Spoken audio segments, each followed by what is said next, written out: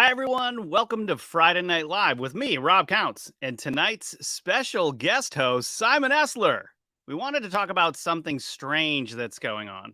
Explorers over time have been going missing.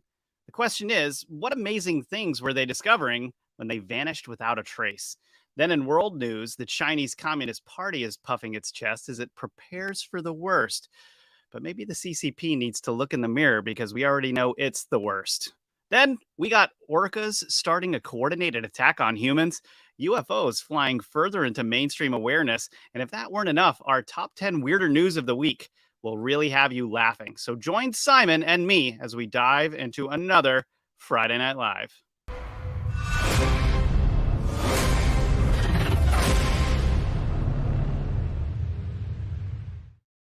The man, the myth, the Canadian. Yes. How you doing, Simon? I'm doing well, surviving China very healthily. Well said. Well said. It's good. Yeah, things are a little bit dark there these days. Understood. Yeah, that's okay. We've got a strong, happy family that just laughs at all of it. So that's great. You kind of need that, you know. It's the way. And if you can't find humor in things, I mean, what's the point, really, right? Absolutely. Plus, you get a good homeschool community, a good network of like-minded parents, and the kids, they just enjoy their days. They don't really I don't talk to my kids about the darkness very much. Just what they see we work through, but for them their lives are still very innocent and pure. It's lovely.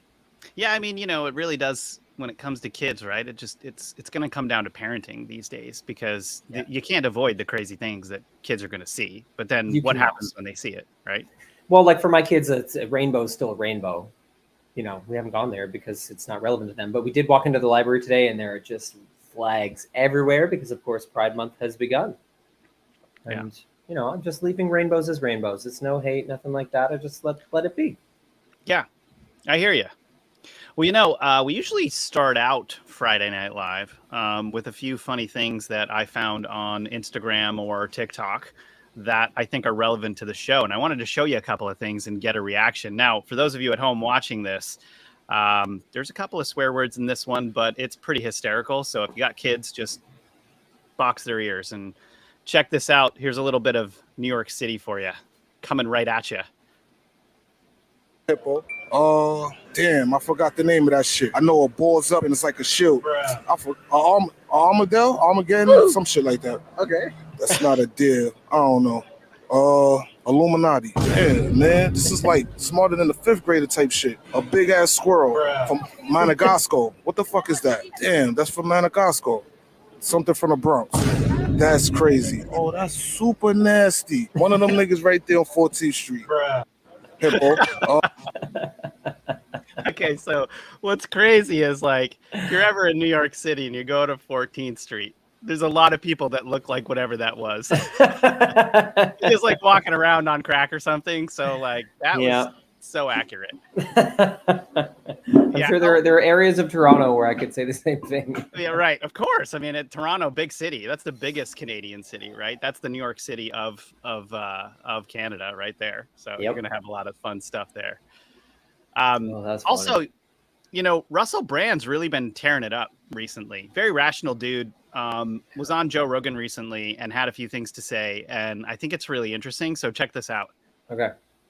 Guys eat well. Yeah. I feel like even that is getting framed as a kind of a right-wing narrative now, which is bizarre. Look after and love your body. Over the last 50, 60 years, government has become increasingly corporatized. That democracy has become increasingly hollowed out and irrelevant. It just took a crisis event to reveal the extent to which that had taken place. But what I think you can demonstrate is over the last 50, 60 years, through lobbying and demonstrable means, corporations have had more and more ability to exert influence and downright control government policy, regardless of which party is in power. And then a crisis event took place, and the momentum that carried it through, like the governments like control. That's what governments are about, is authority. big corporations like profit. That's what they're at. And those two things came together. So the solution that was suggested is, well, we can exert control through lockdowns and potentially coming as close as, damn it, to mandating medicines. They can benefit. Centralized authority is going to double down, look for ways to smear dissenters, censor, create new categories like misinformation, disinformation, suddenly find acceptable views of 5-10 years ago are now not acceptable and are banned. Tolerance somehow decreasing under the veil of increasing tolerance. Literal Orwellianism, them changing the meaning of words, going back, editing books, stuff that we've seen in dystopian sci-fi actually happening. Exercise, eat well. Yeah, there it is. I mean, what a rant. That was a great rant. Great rant. Yeah, he's on point. It's nice because he woke up from, being in the depths of Hollywood. So he has a lot of perspective. He does. And yeah, it's just nice. It's just refreshing to hear some levity over there. And I think, I think Joe Rogan's been criticized a lot for maybe holding back a little bit. But actually, if you think about it, who's walking a finer line than that guy? Joe Rogan is on it, man. I gotta say, he stays way more neutral than I would be able to with the kind of stuff that he gets exposed to. He really does. Like I really admire what he's been able to do, and it's been so beneficial because now he's like the biggest podcast in the world, and you have so many people from different, ways of thinking that are willing to listen to what he says. What's insane about what Joe Rogan is doing, I think, is that it's appreciated by everyone in a time when nothing is appreciated by everyone. Yeah. It's like you're either one thing or another these days, which I don't agree with. I think that it's way more complicated than that. But somehow his show is like the sort of Switzerland of content where you can actually go in and hear some different perspectives, and it doesn't go all the way crazy, but then it doesn't hold back either in a way. So very interesting. It's all those psychedelics he did. Maybe. Just evened his brain out. It does bring those on quite a bit, folks doing that stuff. It was funny. The thing that Russell Brand was saying about like exercising and eating, there was something Trudeau said the other day. He was saying that he's going to protect his son from the subtle misogyny that's hidden in bro and gym culture, which I thought was really funny. Yeah. I don't quite understand what even. I'm not even sure. Yeah. I don't know. I think and it's like, historically speaking, trying to hide people from the world, regardless of what side you're on, never really works for the child. I mean, look at what happened with the Buddha. There's a prophecy. He's hidden from suffering his entire life. As soon as he sees suffering, he becomes the Buddha. I mean, like that was to make a long story short. All right, you got to see this. This is the beluga whale or spy. This is crazy. Oh my God!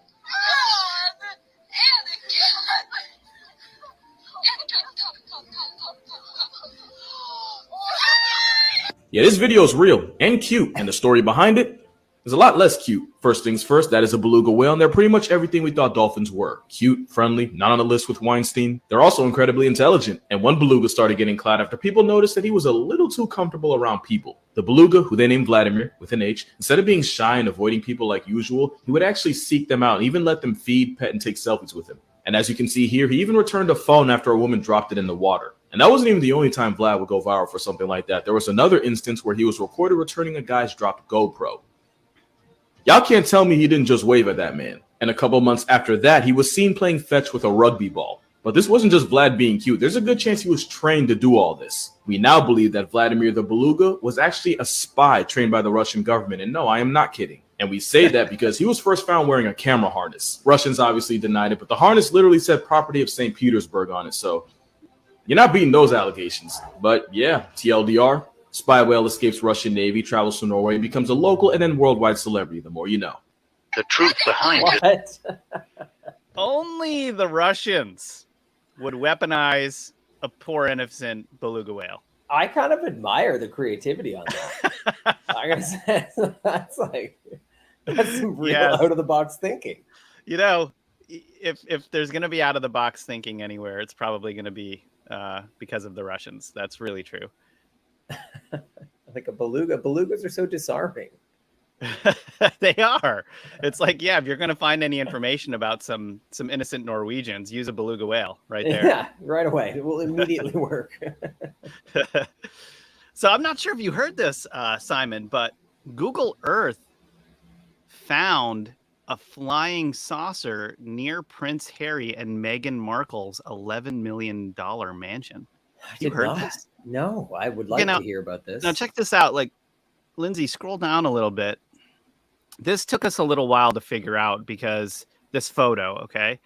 Now, that's the reported disc. What you have to understand here is that that disc is not on the ground.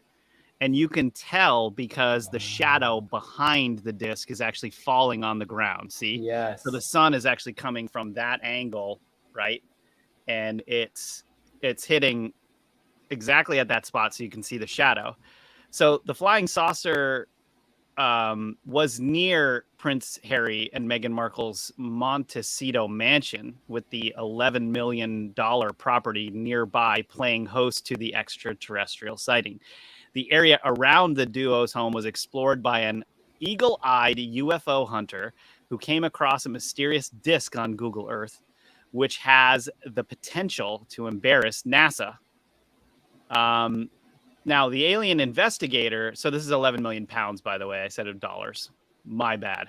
So the alien investigator, Tony Moreno, believes the phenomena could prove troublesome for an upcoming report by the space agency after months of research into unidentified objects. Okay, I watched a bit of that whole the live stream they did. Yeah. Yeah, it was. What did you think? There were some interesting angles that I thought were kind of cool, but it just seemed a little bit like a limited hangout to me, considering the decades of ufology research that are out there. They just constantly pretend like that stuff doesn't exist. Hey, Simon, can you explain for everyone at home what the term limited hangout means? Yes. Okay. So limited hangout is when there is, an operation, like a propaganda or a psychological operation, where they are willing to release some information that is normally suppressed, something that has been suppressed from the public, but just enough of it to allow people to believe that this is the full release, when in fact that smaller release is what is being used to continue the cover-up. Thank you. Actually, Lindsay, there's actually a few limited hangouts we're going to cover in this episode. So that's one of them. Yeah, I couldn't agree more. A little bit weird there, but also pretty interesting here that we've got, a flying saucer being found on Google Earth. I mean, there's so many weird things that Google Earth has found so far. They get covered up after a little while, but pretty interesting stuff. What would the date on that be? Because that's got to be from a while back, right? Because Google does its scan, they have their regular periods of gathering this info. So that must have been from a while back. I wonder if there's a date that we could ever find. Actually, you should be able to track on Google. If it's still there, it will tell you the date that photo was taken. Yeah, I'm not sure if it's it looks saying like it here. has like markings that are so interesting. I want to see it better than probably we can. Looks to me like Navy markings, almost like the Enterprise. You know what I mean? Like I did think that. Yeah. Yeah, it really looks does. like the disc on the front of the USS Enterprise, literally. Yeah, like they detached it, the saucer, the flying saucer section. Those were good episodes. When they detached that saucer in Star Trek Next Generation, those were great episodes. Well, I got to say, the one thing that I thought was really interesting in just the brief bit of that NASA live stream that I saw, they were talking about the dilemma of how they want to be able to study UFOs more using all this incredible equipment they have. And they want to be able to point it to all these areas where they're fairly confident there's high UFO activity. But then they state that the big issue is that if they do that, they'll just be spying on everyone because they'll be looking in your backyard.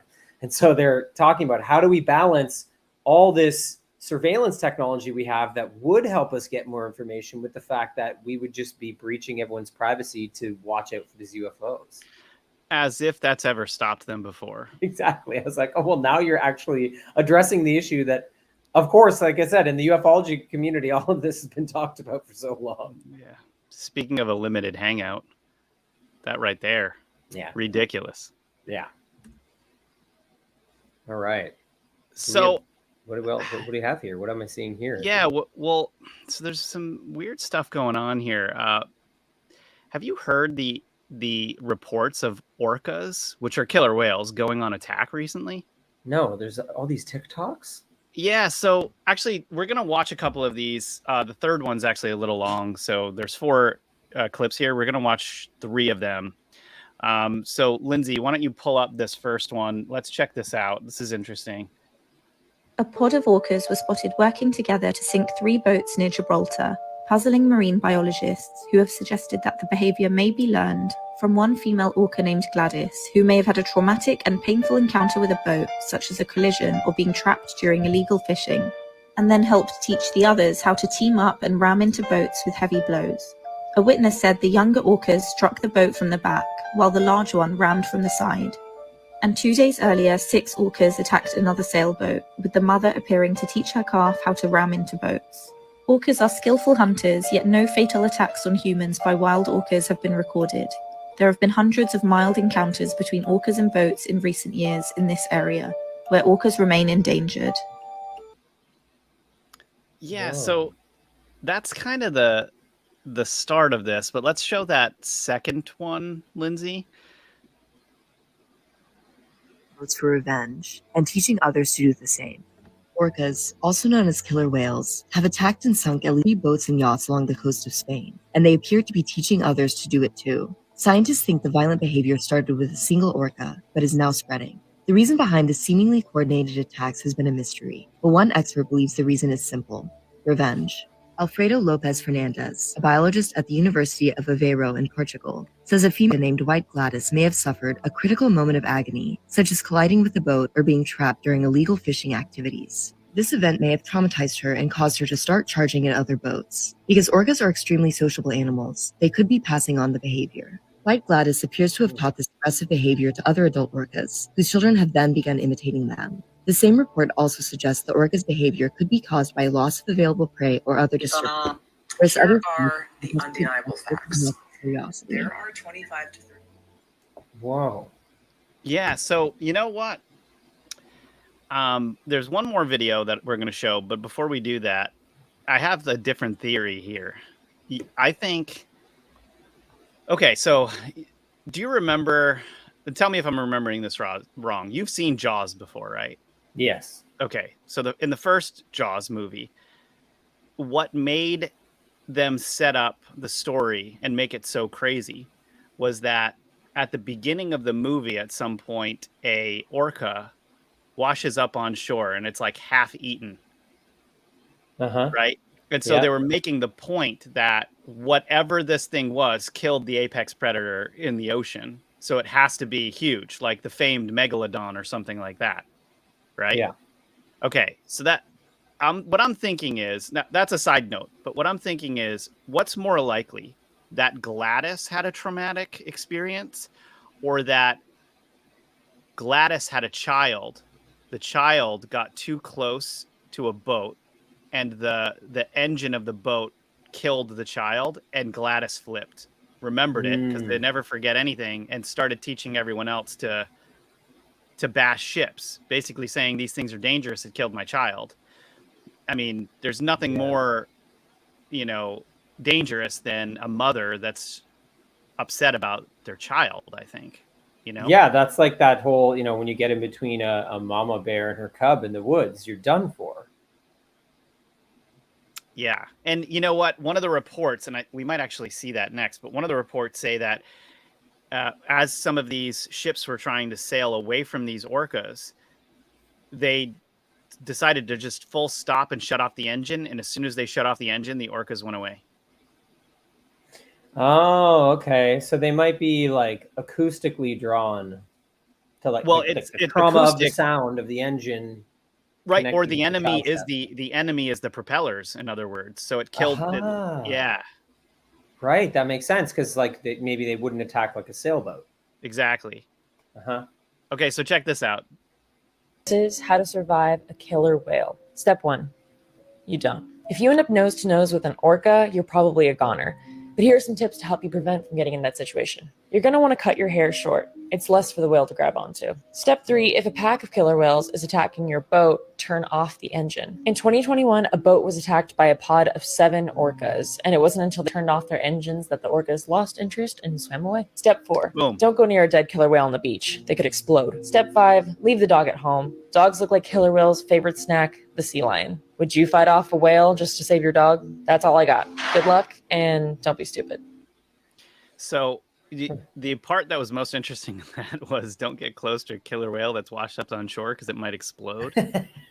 Yeah, that's Like gross. all the- It's that's like crazy. brewing inside. Yeah. Like all the gas is in there and you're going to check it out and then it just explodes all over you. Like that's insane. And that warning exists because people have been exploded upon by killer whales' bodies. That's That's the only best reason. part. Yeah. Like, where's the footage of that? I want to see that. Tilikum. All right. Oh, I see this. You were saying that this is what happened to the whale Tilikum at SeaWorld. The whale was trying to play with the woman and grabbed her ponytail and accidentally drowned this woman. Oh, I see. That's why you should cut your hair. Well, Yeah, that did happen. I remember that story. dang. Yeah. Wow. Well, Simon, we're gonna pause for a second here for a little sponsor break. We're about to watch trailer, but before we do, I'm excited to introduce our sponsor. With all the censorship, we're so happy that a great product wants to support us, and it's also something we believe in and that we can actually get behind. As we all know, it feels a lot like 2008 all over again when millions of Americans watch their retirement savings disappear. Well, gold and silver can protect your savings from inflation and dollar devaluation. But when it comes to buying precious metals, you need the right company in your corner. That's why we've partnered with the top-rated precious metals company, Goldco, because reputation matters. Goldco has helped people like you and me place over $1 billion in gold and silver. If you have a retirement account, they're offering our supporters up to $10,000 in free silver when opening a qualified IRA account. And for cash buyers, you can get bonus silver just for making a purchase.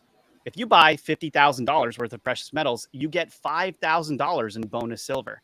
And if you buy $100,000 worth, you'll get $10,000 in silver. This is your opportunity to protect yourself from the up and down roller coaster that is our economy. So go to edgeofgold.com to get started before it's too late. Remember, we don't promote a lot of products, but when we do, it's because it's something we really use or believe in. And again, that's edgeofgold.com. Thank you all for your support. Now, speaking of whales and sea life like those orcas, let's watch a trailer. Mysterious phenomenon and strange beings have been spotted on the sea for a millennia by sailors, fishermen, governments, and militaries around the world. But just like the existence of a giant squid was proven to be true in modern times after centuries of reports, we can't discount eyewitness accounts of other unexplained things in our waters today. On this Edge of Wonder episode, we're bringing you an interview with Jason Harding, a principal surveyor and former merchant marine who has inspected ships and sailed on oil tankers. Jason's experiences on the water are fascinating and range from high-pressure emergency preparedness to an encounter with something that we call a sea monster. But we'll let him tell that story because we're not going to put words in his mouth. Never anything like this. I sailed a solid 10 years, and I've seen a lot of marine wildlife. It's stuck with me to this day. So without further ado, let's bring on the man with the awesome Boston accent, Jason Harding. We'll see you out on the edge.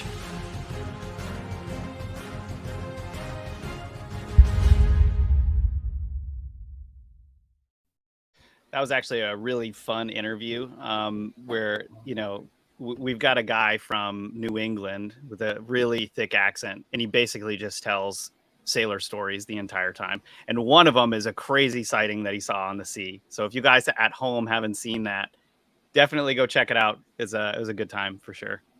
Awesome. That's amazing. You found such a classic sailor type guy. Yeah. Actually, Simon, he kind of goes over this a little bit, but when those ships were being sailed into New York Harbor during COVID. I think it was called the Mercy and the other one, the hospital ships. He was the dude that signed off on those ships before they got sent over there. Yeah. Wow, interesting. Huh. I'll have to watch that. Okay, Well, so we have this this creepy old change here in Toronto. I wanted to bring up here. yeah. Okay, so Toronto is demanding the decriminalization of fentanyl and meth for kids. So, Wait, sorry, what? yes, the What decriminal. Yes, for real. This is real. This is really going on. They have released a sweeping plan to decriminalize all hard drugs, including fentanyl and crack cocaine, for any age. So it's actually even more extreme than what they just did out in British Columbia. So they just did this out in BC, and someone took the legal changes really far, and they literally opened up a shop and just started selling heroin and like cocaine freely. That did get shut down. They weren't quite ready to allow that, although I feel like it's probably going to happen. But this is this whole thing that criminalization doesn't deter, so let's decriminalize all of it for all ages. Because they're saying that ages from 12 to 17, they're using unregulated drugs. Wait, how does criminalization not deter? I mean, this is their claim. This is their basis. I'm not going to say that they proved that claim, but this is the basis for decriminalization. Although they have excluded childcare facilities, schools, and airports from this. Fortunately, so if you're a 12-year-old in any of those settings, you might get in trouble because, they're still trying to maintain those rules in those settings. So, this is something that I know that there's a history of this to an extent with communism, right? There are examples of, government-controlled drugs, or, for example, like alcohol, right? Alcohol in Canada is completely regulated by the government, and it's all monetized by the government, which is, I think, something that does kind of line up with certain communist histories. So they're pushing this now across Toronto, and they're claiming it's going to reduce the cost to the taxpayer from all these arrests that they're saying just end up costing money and going nowhere. And it's similar to, so like in British Columbia, it's under 2.5 grams is legal now there. Pierre Poilievre, the opposition to Trudeau, who is currently, running to defeat Trudeau, his whole point is that flooding the streets with decriminalized and taxpayer drugs has actually increased overdoses, which is not a surprise, especially because we have so much fentanyl being like poured into Canada and America right now, right? And a lot of it is actually coming from China. So I don't think it's going to make things safer, but unfortunately, I think it's going to get a lot of support in Toronto. Yeah. I'm just really confused. Because you have to understand, like the way that they justify this is they'll go and they'll create programs for social workers, let's say. So if a social worker is working with an addict, they've kind of had this unspoken rule with the police for a long time. But let's say someone who is like sort of very low in the in terms of, they're struggling with homelessness and they have no money and they might have like serious mental illness, but they also have addiction. What they've been doing is that instead of arresting that person, they basically try to get them back into the system with the social workers and the supported housing. So the police for a long time have actually been looking the other way for low amounts of possession of these hard drugs. If someone is like already mentally ill or homeless, because their whole point has been like, well, what is it going to do to continuously arrest these homeless people or these people who are mentally ill and drug addicted? So this is like the example that is used to justify this, right? These particular situations, they'll uplift these and say, look how it's helping, because should we have really arrested those like homeless people over and over and over again and had the taxpayers pay for that? So it's those examples that they use to justify this, but then they don't speak to the fact that, as Pierre Poilievre has pointed out, that this can create more overdoses, which is something that, BC has had a problem with for a long time. In BC during the lockdowns, dude, but we're talking about fentanyl, dude. Like, I know this is a highly, highly toxic substance. Like, if if an adult, a grown adult man who has some mass to him even brushes against that stuff, having never encountered it before, they can OD and die. Well, and we also have it being hidden in like candy and things like that, right? Like it's being embedded into things that are tricking people and causing people to consume it. So when you think about kids in this situation, it's extremely dangerous. It's extremely dangerous. So I don't know. Yeah. I really don't know what to do with this one. It's freaky. They're in the article here. They're connecting it to the fact that they're also pushing for drinks to be allowed in public parks. I don't quite agree with that connection personally.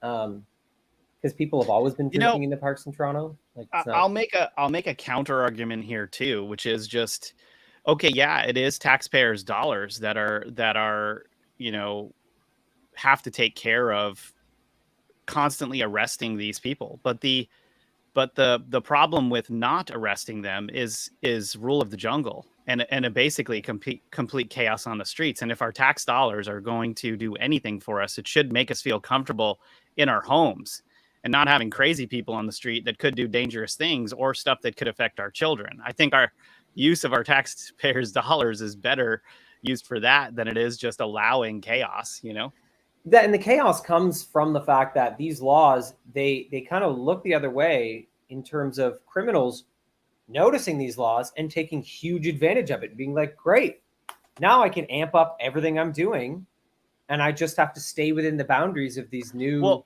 Well, exactly. Like, and now you've got micro possession going on all over the place, and it's a slippery slope. It is the slippery slope. It's the slipperiest of slopes. Yeah, it's bad. It is. It's a good point, actually. It's like you're framing it really seriously there, but there's no other way to frame it. It's like, no, that's kind of the hill to die on, right? Like you have to take care of this, and if you don't, then it's pure chaos. Like we're going to have, potential deaths. We're talking about deaths of our children. Yeah, absolutely. You're talking about 12-year-olds being able to get access to fentanyl and it not being a criminal danger in any way in their minds or in the minds of the dealer who is giving that 12-year-old fentanyl. Like if they can set up their operation so that they're just moving around the town with these little micro doses, that's not a hard thing for a dealer to set up an operation where they can, very easy for them to sort this out. So yeah, it's like literally putting children's lives in danger. As are many of the legal changes here in Canada, though, frankly. Yeah. It's just one of many.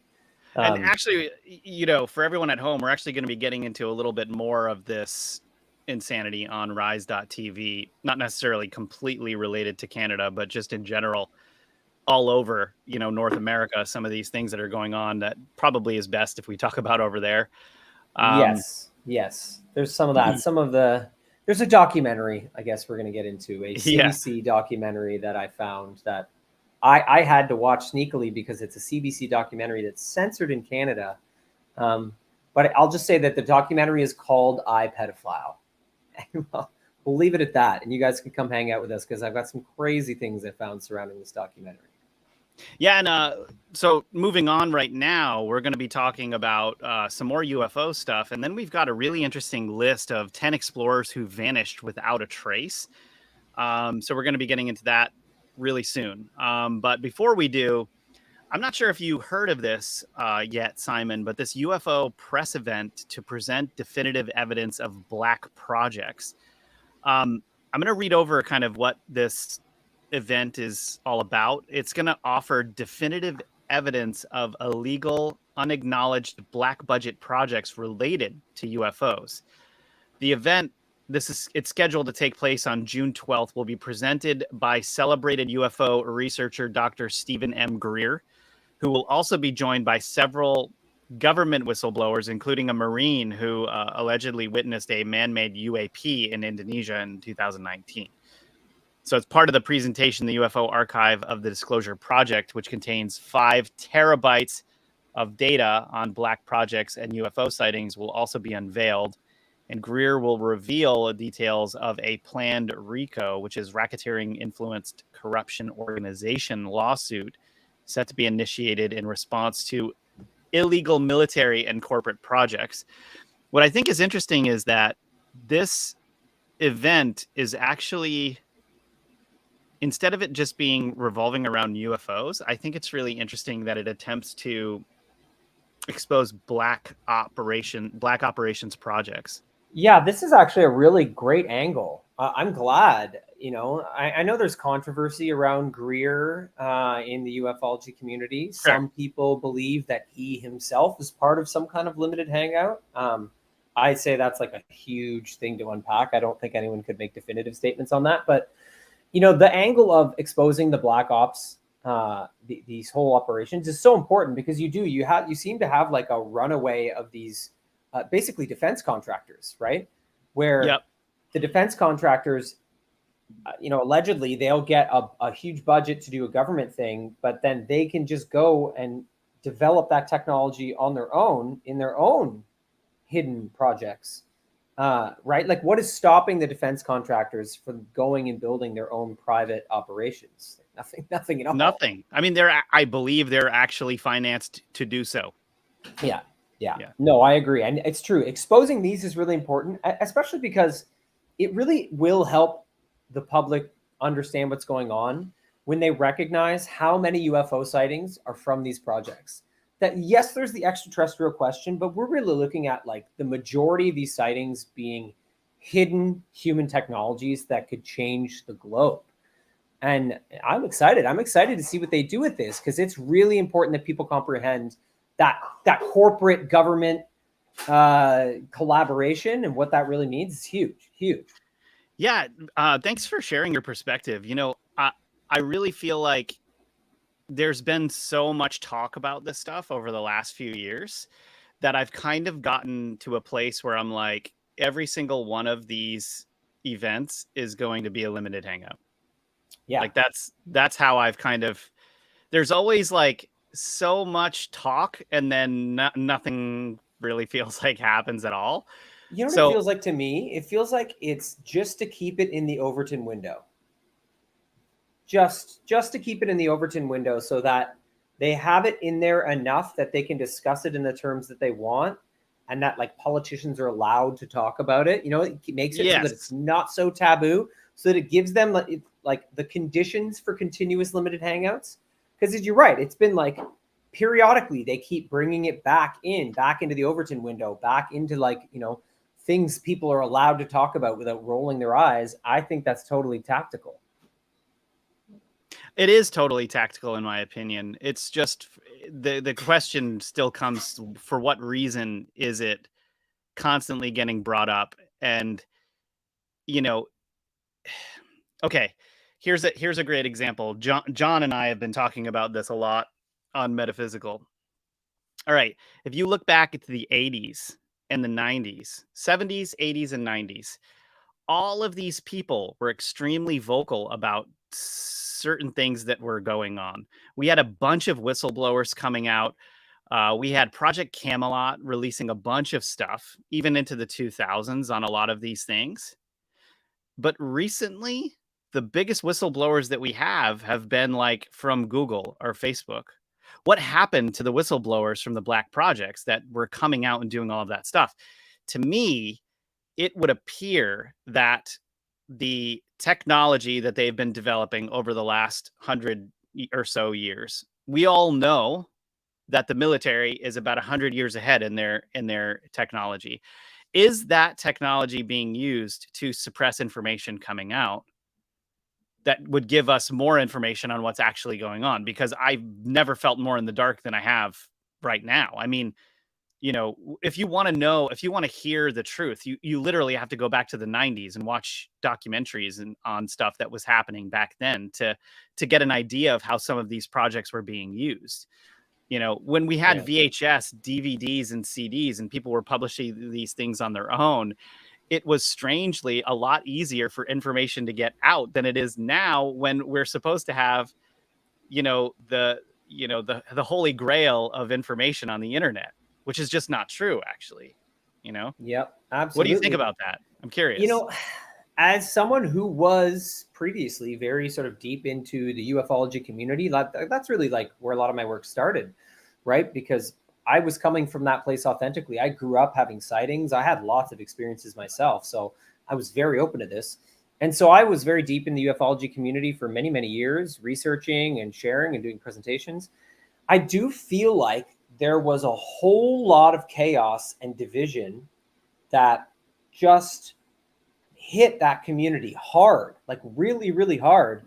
And it seems to me like there may have been operations to fracture any kind of unity or growing momentum that was occurring in that community as a sort of containment operation. Because you're right, now everything that comes out is perfectly sanitized, perfectly controlled, and it doesn't read like things used to read when these things were first being leaked. Like you really had kind of a wild, wild west of whistleblowers coming out and really pushing the limits on what they were disclosing. I think there was a containment operation from a lot of different angles, and that we're looking at, a clamping down of the information warfare that's going on right now. Well, and so with that said, it brings us to today with this instance of Greer coming out with this. Like, we're talking about him targeting black operations projects. How probable is it that something actually gets leaked when nothing has gotten leaked? Yeah. You see what I'm saying? Like, that actually brings in this big question that I have, which is like, is really anything going to happen? And if it is happening, isn't it then more probable that it's pretty controlled information because it's being allowed to come out? Absolutely. That's the highest probability, because we've never really seen anything break through completely. It's all been pretty well managed. So, and that's not to say that it's like Greer himself who is part of it. Maybe he is really going to make a genuine effort. But they are very skilled at controlling this. I'm trying to remember who it was. There was one of the members of one of the families that ran one of the aerospace corporations. I can't remember who it was. You may remember. He said it would take an act of God to get any of this into the public. Bigelow? Might have been. Was it Bigelow, the guy who bought Skinwalker Ranch? He was in aerospace. No. It was someone else. Who was doing presentations. I think it's the same guy who said we have the technology to take ET home. Who was that? I don't remember that, actually. It was someone doing it, someone from the aerospace industry who has worked with these classified operations. I would have to look it up, but I haven't heard that. Now I need to know who that was, because that's a crazy thing to say. I know. It's like the I crazy remember this. I have this huge like vault of ufology information in me that I don't ever use anymore because, well, I mean, partially because it just became very impractical for me. I was like, how am I going to? Anytime you want to come on here and pull it out of you, it'll be great. I should open up my vault and unpack all of this. Oh yeah. By the way, people are asking. They have a question. Can you tell everyone what the Overton window is? Yes. Okay. So the Overton window. There's this guy named Joseph P. Overton who he coined this phrase. And the idea is that there is a window of ideas and concepts that are allowed to be talked about in the public sphere, by politicians, by media. Anything that's outside of that is seen as fringe and you're not really allowed to talk about it. But more specifically, it's the window of ideas that are allowed to be talked about to the extent that they can then lead to policy, like actual public policy and actual changes in our social structure. And so that's what I mean. It seems like ufology, the UFO subject, is being kept within the Overton window. They keep re-injecting it so that it can be discussed, but only in the terms they want to manage it. But you'll notice, like before, sometimes it would be years before there was like any kind of really mainstream admittance to the UFO phenomenon. Now, like it's very regular, and that's how I see it. It's this Overton window, the maintenance of the Overton window, so that the terms and concepts they want to keep in there are available for them to use. And I'll give you an example. You notice how they changed the terminology? They went from UFO to UAP. To UAP. Again, to me, that's about managing the terminology within the Overton window so that no longer is anyone using the old terms, right? They're only using the newly affirmed terms that sort of manage the concept carefully. And so all of that seems curated to me. I think we've hit on something here. This is kind of at the core of the things that are going on now. And again, we're not talking about any individuals here. We're just talking about the information. So keep that in mind, right? Yeah, you don't even have to accuse anyone to study psychological operations in the media landscape. You don't have to accuse anyone. You just have to understand, what does a psychological operation look like? You know, it starts with having a target audience. And so like they would identify a target audience, and then they would create, you know, the information in a way that it affects the target audience. They want to affect the target audience emotionally. They want to affect the way they cognize what is going on, and they want that to lead to a change in behavior. You can always study the media landscape for psychological operations. It's just a good exercise. Absolutely. Well, speaking of releasing information, we're about to play a trailer for Rise.tv. Rise TV is what's bringing you this show today. We have over 500 videos on Rise.tv. It's only $9.99 a month if you want to support our work. It's similar to Patreon or something like that, but instead of you just supporting our work, we actually give you all of this content in return. We work really hard behind the scenes to provide content. Actually, Simon's got episodes on there. He's got some really funny stuff, all kinds of information on there. And we've got all kinds of great stuff on there. We've got Chronicles of a Psychic Spy, all of the EOW episodes that have been up there over time. So, yep, if you can find it in your heart, please think about supporting us, and let's check out this trailer, and then we'll talk about it when we get back. Do you have deep questions that really need answers? The brain is partially operating, not just in this world. There are things connected into other dimensions. If quantum energy can affect by prayer, then haven't we scientifically proven prayer? Watch our Dig Deep Q&A segment this Friday Night Live and ask us your spiritual questions on Rise.tv. You've heard of the Mandela effect, but have you heard of the Mandela effect? We were talking about Tank Man, the most famous photo of the 20th century. There's different variations of what actually happened. I don't remember that happening either. Don't miss Friday Night Live on Rise.tv. Well, Simon, thanks for joining us for this Friday Night Live on Rise.tv. I'm happy to.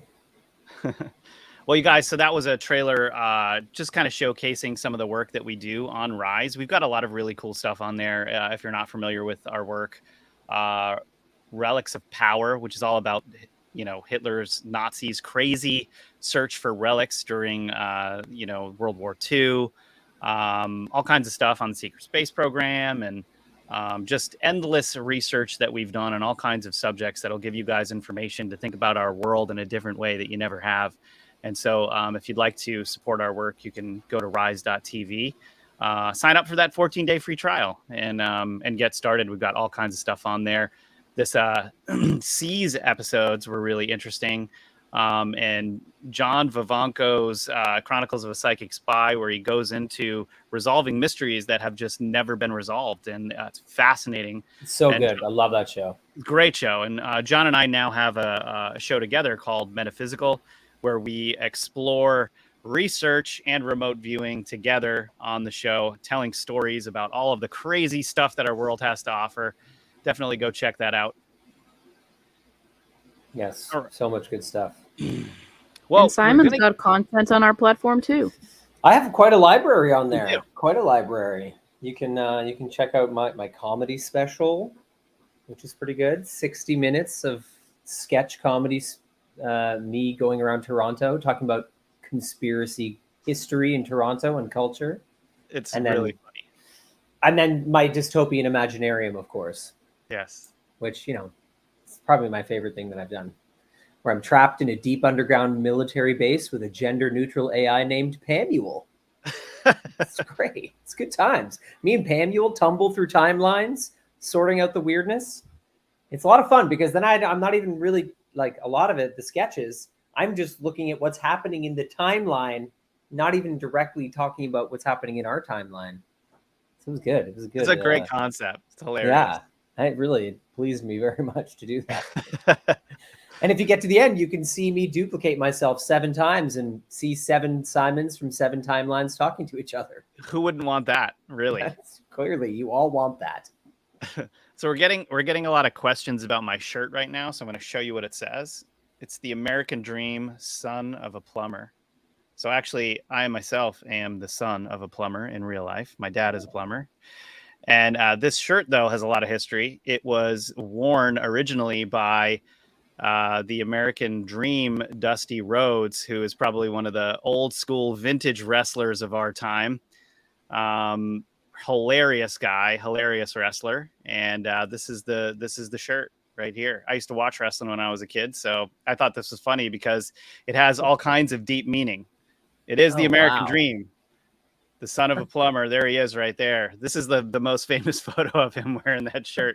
That in the back on the left is this guy named Jerry Lawler, who was a big dude back then. And I remember that dude. Yeah, he became Jerry the King Lawler, they called him, towards the end of his career. And he became more and more zany and funny, you know, kind of sports casting and stuff behind the scenes. But he was a badass dude back in the day. This was the real deal back then when they were slugging one another and wow. and Yeah, that's real. Real. That's not the fake wrestling. They're giving her. No, this is not, you know, and I will say, you know, what I like about wrestling in general is just that it's like Broadway for men, right? It's like really a lot of athleticism and storytelling, and it's always funny. Yeah. But you know, back then there were some serious elbows being dropped. That is awesome. Yeah, they're serious athletes. Even the stuff that's become more fake, they're still incredible athletes.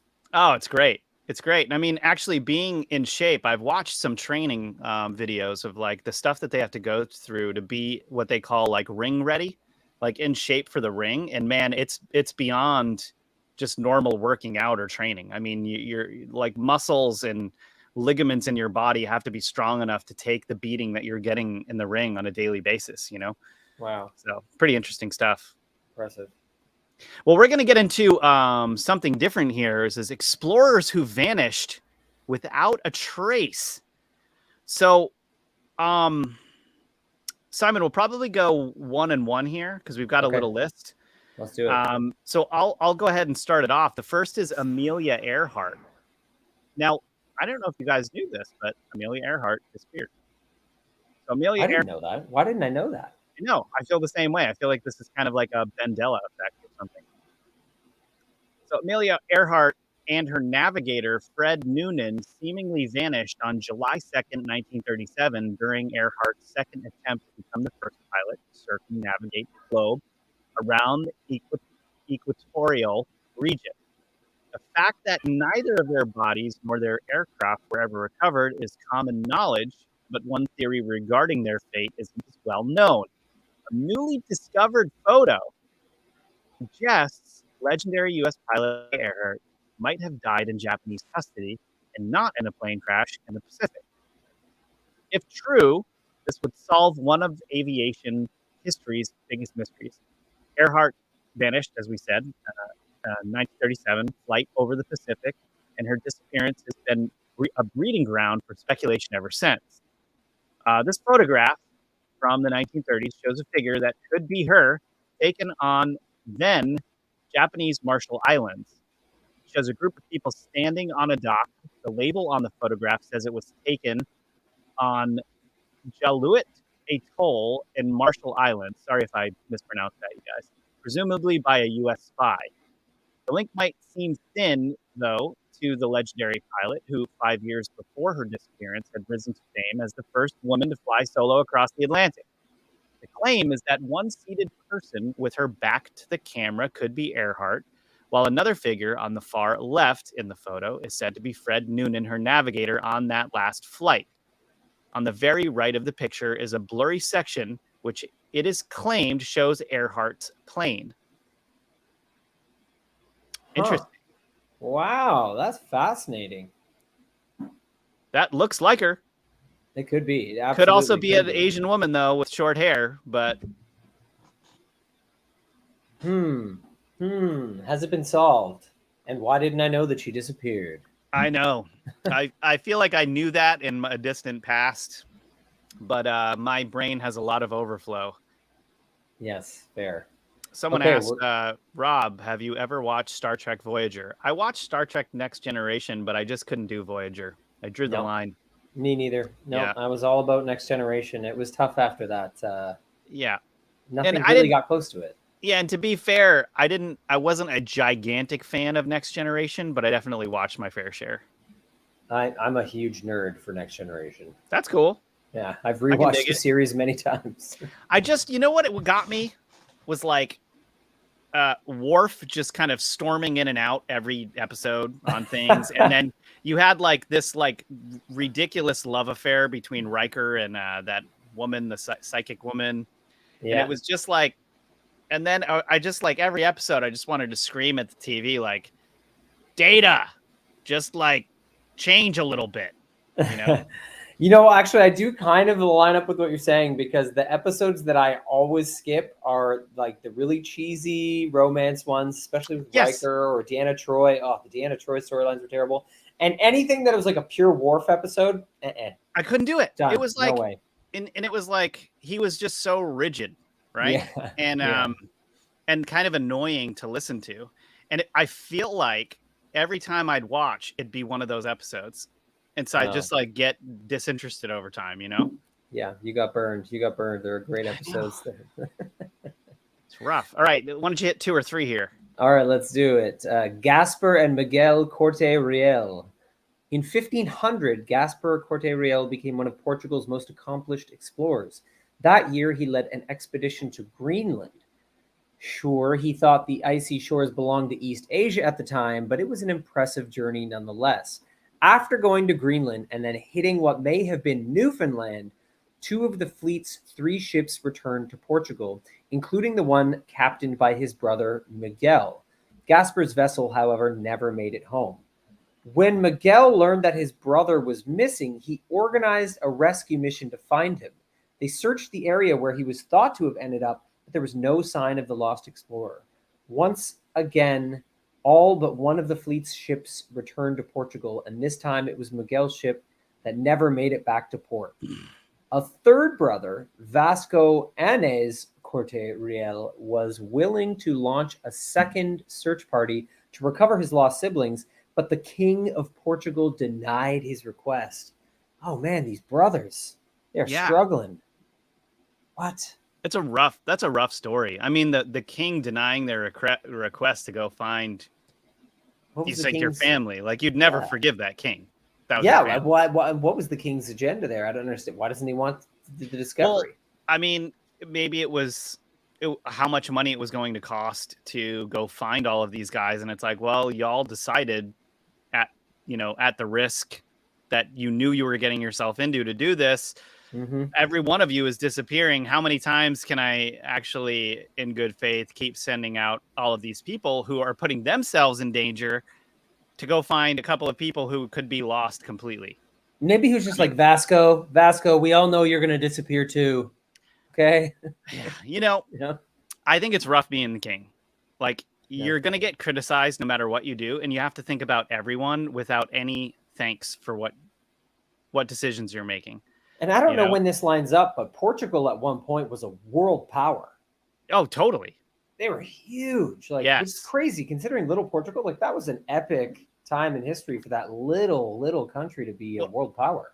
And I'll tell you, you do some researching on this, and you'll find that some of the first secret societies pop up in Portugal.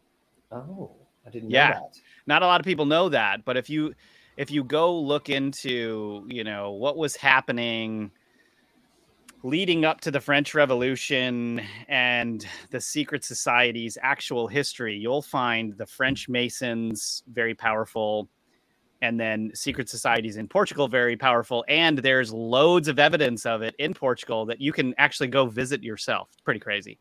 Actually, that kind of makes sense. If anything's going to be a world power, you're going to find those groups. Really. I think so. That makes sense. That makes sense. Okay. Let's move on. All right. So, so the Knights Templar were in Portugal as well. Thank you, Lindsay. Oh, yeah. You can just chime in. We love to hear your voice, by the way. Anytime you want. Thank you. I'm multitasking. Sometimes I'm not quick enough to hit the button. All good. So, all right, number 4 and 5 here is Vandino and Ugolino Vivaldi. So, the Corte, how did you pronounce that? Court Reals weren't the only well-traveled siblings who disappeared in their travels. In 1291, Genoese brothers Vandino and Ugolino Vivaldi became some of the first European explorers to set sail in search of passage to Asia. After entering the Mediterranean Sea through the Strait of Gibraltar, their expedition was never seen again, which is weird because the Strait of Gibraltar is, I mean, there's a lot of weird things happen in there. Actually, Lindsay, can you show people where that is? Maybe a close-up of it. But basically, this is weird because, you know, this is the part where Spain almost kisses Africa. Right there. So it kind of, you just kind of wonder, well, you know, was there someone down there in Morocco attacking or whatever, you know? Pirates maybe got them. The pirate scene is probably unimaginably real. Yeah. You know, for us. Oh, man. That's rough. Now, you know, before we go on, I'm kind of curious, like, why do you think there's all of these people missing when they go to explore things? Do you think that there's anything deeper revolved around this? Well, I mean, on a very foundational level, the ocean is like what we have explored the least on Earth. Like, we know so little about what is going on in the ocean. I think you have that initial phenomenon, but then you do have lots of other like really weird possibilities. Like there's you know, there's all sorts of theories about portals opening up at different points on the Earth according to the geometry of the Earth and the stars and the galaxy, and that there is some sort of system that enables this to occur. If that's true, you know, that's a possibility. You know, last time I was on the show, I talked about what are they called? The group out in Italy. They have like a society right now, and they have that huge temple, the Temple of Humanity in the mountain in Italy. What are they called? I'm forgetting about them. Vesuvius, like the Vesuvius, the mountain in Italy. No. There's a group. There's a group right now, and they have I might have to look it up, but they have a temple they carved out of a mountain in Italy. Like, this is modern. This is a modern group. I don't remember this. So they carved this huge temple out of a mountain in Italy, but they did it in secret. Damanhur, that's what it is. So the people of Damanhur, they were founded by this guy who claims that he opened up a portal, and it was a portal in time, or sort of in time, but it essentially allowed him to go back to Atlantis. And he took someone with him, and this guy that he took to Atlantis painted everything he saw. And so you can go and look at the Damanhurian paintings of what this guy says he saw in Atlantis. But I'm pretty sure I remember the guy who founded Damanhur saying that the opening of the portal had to do with the alignment of energy lines on the Earth according to shifting geometries. And that's what enabled them to walk through this portal, go to Atlantis, visit Atlantis, study Atlantis, and then come back. And apparently this happened in the temple, in this temple that they have inside this mountain in Italy. So That's I don't know. weird because, you know, John and I just did a show, which hasn't published yet, on the Dragon's Triangle in Japan. And the entire conversation revolved around that area being this insane hotspot just for the same reasons that you just brought up, that the Temple of Damanhur kind of covers, like that general story where you've got a strange recipe of energies that are kind of all crossing at the same time, which creates a phenomena. And you've got these things happening all over the world. They're called the 12 vial vortices. One reportedly is the Dragon's Triangle, another the Bermuda Triangle, for instance. And now you've got these anomalies where the electromagnetics, the tectonic plates, and the amazing amount of pressure and electromagnetics being affected are causing anomalies where these types of things can happen. See, this is what I mean. So why wouldn't there be phenomena like that in the ocean that is potentially disappearing some of these people? That seems, reasonable within that spectrum of theories, especially when you consider that some of these, they line up with like cycles of time, different cycles of time. Some of them are shorter cycles of time. Some of them are much longer cycles of time. So you could also have something that opens up once every 2,500 years, and others that open up more frequently. You got a lot of variables going on there. You really do. You really do. And the other thing I think that's really interesting to talk about is if you've ever looked at Marco Polo's account of what the world was like when he went exploring, it was the Wild West out there. I mean, we're talking about like crazy. He's seeing dinosaurs, cryptids, crazy giants, like all kinds of stuff that he's reporting. And this isn't a stupid guy making stuff up. I mean, we've got to get away from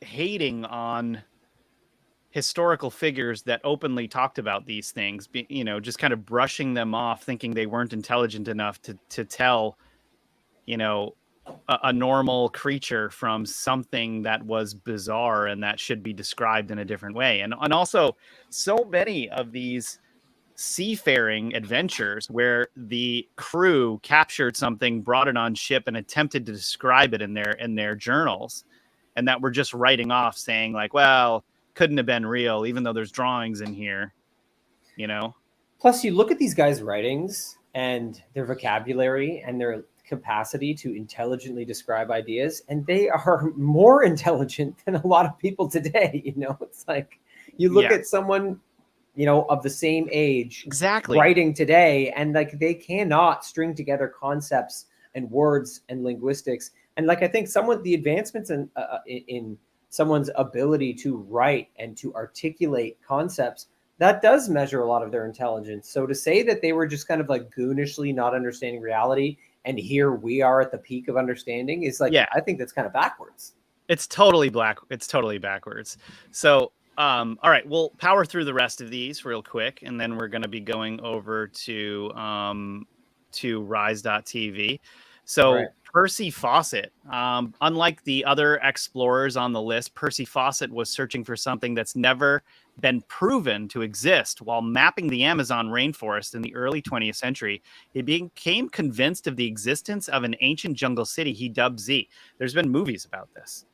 So he had confidence in the mission, but he also had the foresight to request that no one come looking for them if they didn't return. His wishes weren't honored, unfortunately. In the decades since, the team disappeared. Over 13 expeditions have tried and failed to find them, leading to the deaths of an additional 100 or so people. As for what happened to Percy Fawcett, some theorists are optimistic. Legends tell of the explorer getting lost on purpose and forming an occult commune in the Amazon, or perhaps assimilating into a local tribe. Love this story. Oh, yeah, the occult commune. That's a really good one. I'm just going to go with that one. Right. Okay, should we jump to John Franklin here? Yeah, we'll do John Franklin, and then we'll go straight into the stuff that's going on with China. All right. In 1845, explorer John Franklin left Britain with more than 100 crew members in search of the Northwest Passage. His two ships, the HMS Terror and HMS Erebus, disappeared in the Canadian Arctic, making the Franklin expedition one of the most infamous doomed voyages in history. Later investigations determined that the vessels had become stranded in sea ice. After Captain Franklin died suddenly in 1847, his surviving crew abandoned the ships and set off to get help on foot. For decades, it was thought that the ships and their crews had vanished without a trace. Then in 2014, Inuit and Parks Canada archaeologists discovered the wreck of Erebus in Victoria Strait. The Terror's remains were found off King William Island 2 years later in Terror Bay. Oh, man. Think about how much time it took them to find these ships. Like these were lost for, hundreds of years. 1845, yeah. Since 1845, that's massive. Crazy. All right, so we're going to skip over to stuff going on with China here. So Xi Jinping tells China's national security chiefs to prepare for worst case scenarios. I mean, Yeah. I'm always so skeptical of like what Xi Jinping lets us hear about what's going on. You're exactly hitting on this. It's like, I always, whenever he says anything too, I'm just thinking about the art of war here. Yes. When you're weak, appear strong. When you're strong, you appear weak. Yeah, absolutely. I always look at China as like an information vault. Yes. And they very carefully let information out only when it serves them, only when it's tactical. So like whenever you're hearing, especially in mainstream media, about what's happening in China, it is what they want you to believe is happening in China. Yeah, and if they can't skew something that props up the Chinese Communist Party, they won't talk about it, or they'll hide it. So even if there's archaeological finds, it has to then prop up the Chinese Communist Party somehow, or put them at the forefront for finding it, or whatever it is. It has to be that way, or else it's a non-starter. They won't even talk about it. Yeah, the narrative they have to maintain is extremely rigid. Extremely rigid. Oof. All right, so you guys, we're about to leave Rumble, Facebook, Ganjing World, Twitter, and everywhere else we're streaming, and head over to rise.tv. But be sure to join us as we get into some of the conversations we can't have anywhere outside of our private platform. Tonight, Simon is going to share some of his research he's been finding this week that will probably completely shock you to your core. So join us on rise.tv for just $9.99 a month and support our work. You'll get to ask us your questions during the live Q&A. And don't forget that your support lets us do these deep dives and bring you the truth that the censors don't want you to hear. Now check out this trailer, and then please join us on rise.tv. A vast secret history. A lost ancient civilization. An empire they tried to erase. Tartaria's hidden past is just as fictional as Atlantis. Or is it?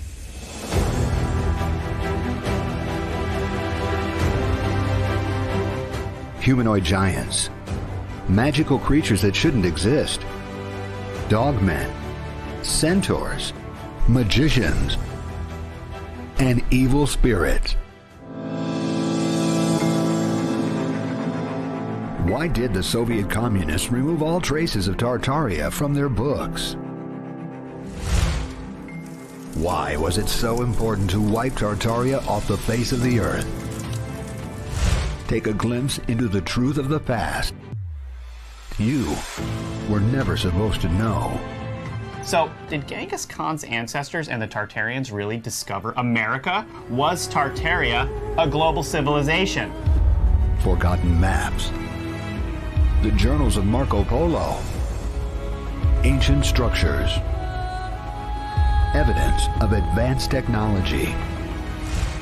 Edge of Wonder brings you Tartaria.